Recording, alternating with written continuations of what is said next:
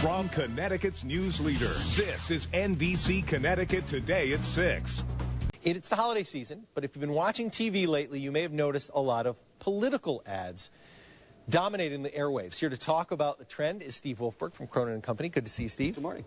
So it's holiday shopping season. You would think a flood of that, and there is Sure. some volume of the holiday shopping ads, but the political ads are fast and furious. Well, Christmas has certainly come early to television stations across the country.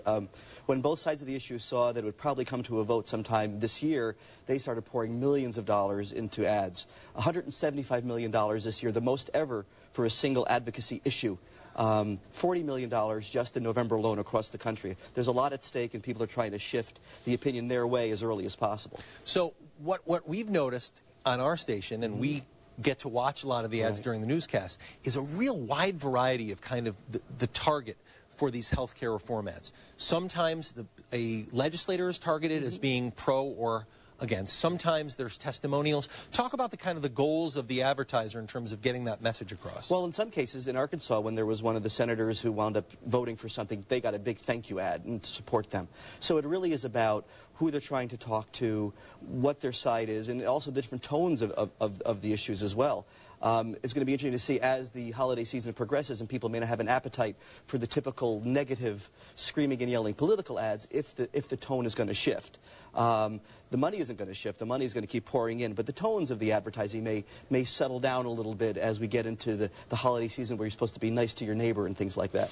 I guess maybe in a way we may have started to see that because we're seeing less of the face of Congressman X, Y, or Z and more kind of the face of the average family. Or I saw one this morning that was a doctor who was giving a testimonial against the reform. Is that more of kind of a softer sell from the advertiser, from the point of view of the person who's buying that ad? Probably, yes. And in fact, they're not going to be doing that whole competitive, the dark, deep, negative black and white kind of foreboding messages. It'll probably be a little more natural. But again, it's depending on who you're talking to. But the intention is to really connect with who you're speaking with. And there are many ways to do that. And you're going to see a lot of different ways that people are going to try to do that over the coming months. All right, Steve Wolfberg, thanks so much for coming in. My pleasure. Good to see you again. We're glad to see that they're advertising here at NBC Connecticut. There's no doubt about that. It is good. Bob, time to get...